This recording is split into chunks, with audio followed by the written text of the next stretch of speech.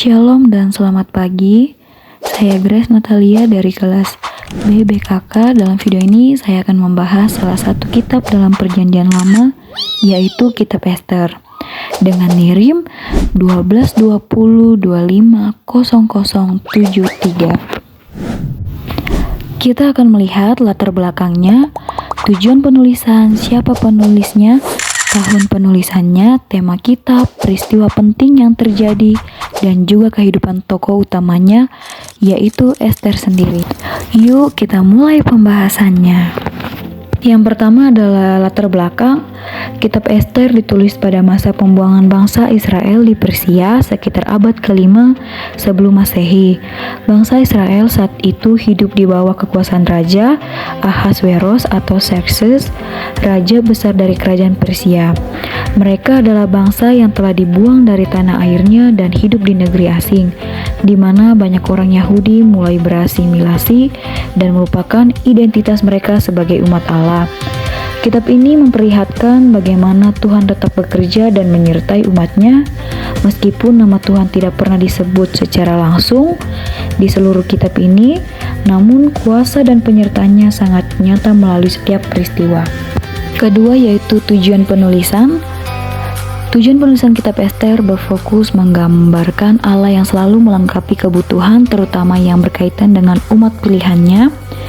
Kitab Ester mencatat penetapan Hari Raya Purim sebagai peringatan atas keselamatan bangsa Israel yang dianugerahi Allah melalui Ester.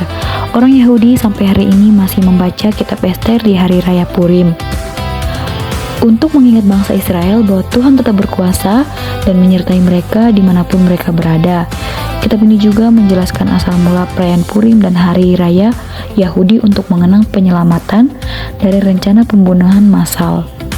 Selain itu, kitab ini mengajarkan kita tentang keberanian, iman, ketaatan kepada kehendak Tuhan. Yang ketiga yaitu siapa penulisnya dan tahun berapa. Kitab Ester tidak menyebutkan siapa penulisnya secara jelas. Penulis kitab Ester tidak diketahui secara pasti, namun tradisi Yahudi meyakini bahwa kitab ini ditulis oleh Mordekai. Seperti banyak kitab Perjanjian Lama, Ester adalah karya anonim. Ester berasal dari periode setelah pembuangan ke Babel. Ketika Persia telah menggantikan Babel sebagai kekuatan penguasa, kisah ini berlatar di Susa, salah satu ibu kota Persia, pada masa pemerintahan Raja Ahasveros, yang lebih dikenalnya dengan nama Yunaninya yaitu Xerxes, pada tahun 486 sampai 464 sebelum Masehi. Seperti pada penjelasan di atas. Tema utama dari kitab Ester adalah penyelamatan dan pemeliharaan Tuhan, yang bekerja secara diam-diam. Walaupun nama Tuhan tidak muncul, kita bisa lihat bahwa setiap peristiwa tidak terjadi secara kebetulan, semuanya ada dalam rencana Tuhan. Dalam Ester 4 ayat 14 tertulis, siapa tahu mungkin justru untuk saat yang seperti ini engkau beroleh kedudukan sebagai ratu. Ayat ini mengingatkan kita bahwa Tuhan menempatkan setiap orang di posisi tertentu untuk tujuannya yang besar. Dan tema kitab Ester ini adalah pemeliharaan dan kedaulatan Allah. Meskipun namanya tidak muncul sekalipun, tema lainnya adalah keberanian, iman, dan kesetiaan seperti yang diperlihatkan oleh Ester yang rela mempertaruhkan nyawanya untuk menyelamatkan bangsanya. Peristiwa yang terjadi, Ratu Wasti menolak perintah raja dan akhirnya digantikan oleh Ester.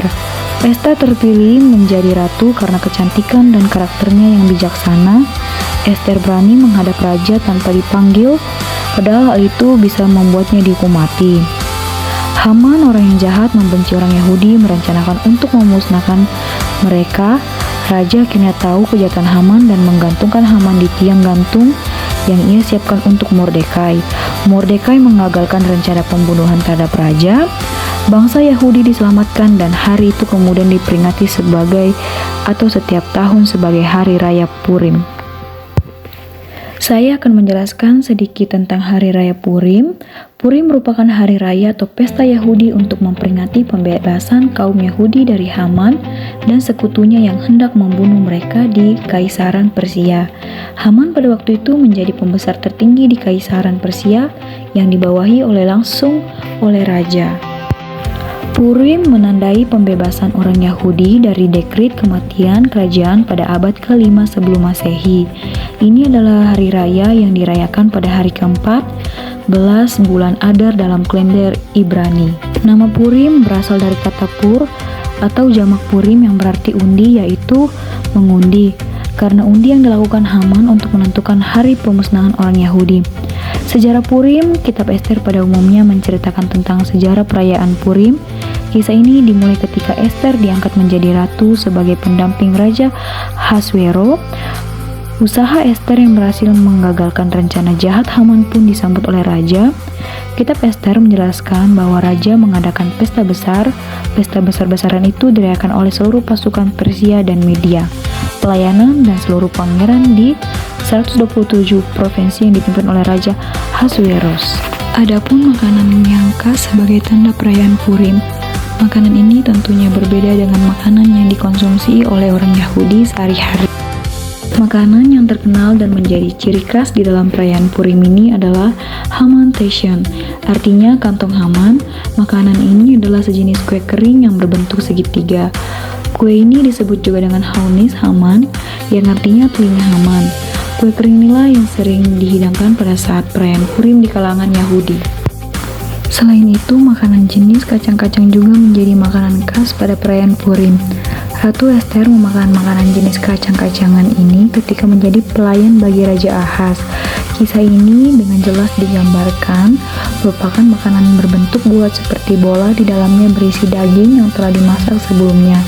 Makanan ini biasanya disajikan dengan daging ayam atau hati yang telah disup. Makanan ini menjadi makanan salah satu suku Yahudi. Perayaan Purim ini lebih bersifat nasionalis dibandingkan keagamaan. Sama halnya seperti perayaan Hanukkah. Perayaan Purim ini pun hanya merujuk kepada hal doa yang khusus atau ibadah yang lain dari hari biasanya, yang artinya doa untuk keajaiban dari Tuhan. Doa ini dimasukkan ke dalam ibadah Amidah, yaitu yang dilakukan pada doa petang, pagi, dan siang.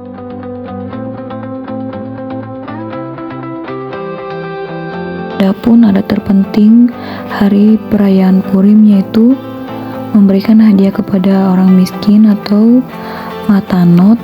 Penting untuk memastikan bahwa orang-orang yang kurang beruntung juga dapat merayakan Purim dengan sukacita.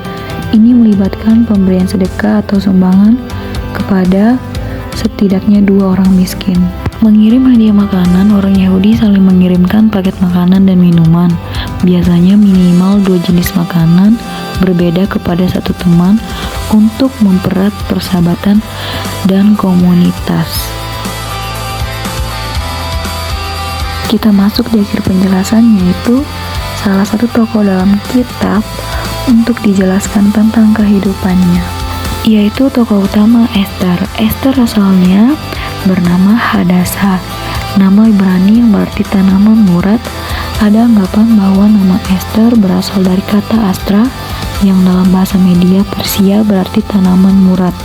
Ada pula anggapan bahwa nama Ester berasal dari nama Dewi Ishtar. Berdasarkan catatan kitab Daniel, bahwa orang-orang Yahudi dalam pembuangan diberi nama dewa-dewa Babel, sebagaimana nama Mordekai dapat diartikan hamba dewa Marduk. Salah satu dewa Babel, Ester juga dapat berasal dari akar nama Proto-Semitik Asyatar, yaitu bintang fajar atau senja, yang berasal dari nama Ugarit dan nama Arab.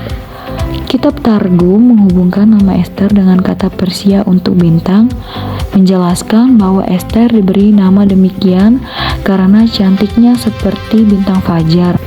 Ratu Ester adalah seorang yatim piatu yang dibesarkan oleh pamannya, Mordekai, dan akhirnya menikah dengan Raja Ahasweros. Namun ia tidak mengungkapkan asal-usul Yahudinya kepada raja dan mengetahui rencana Haman, penasehat raja, untuk membunuh semua orang Yahudi.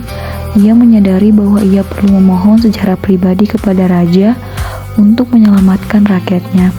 Tetapi tindakan ini merupakan pelanggaran berat. Ia berpuasa selama 3 hari menghadap raja, menghadapi banyak rintangan saat berjalan di istana. tetapi dilindungi oleh para malaikat. Keberaniannya membuatnya mendapatkan tempat di antara 7 nabi perempuan, dan ia dikenal sebagai orang yang bertanggung jawab atas pembebasan Israel. Dari kisah Ester kita belajar bahwa Tuhan tidak pernah meninggalkan umatnya walaupun terkadang ia tampak diam. Ia selalu bekerja melalui peristiwa dan orang-orang di sekitar kita. Mari kita meneladani Ester yang berani, rendah hati, dan percaya penuh kepada rencana Tuhan.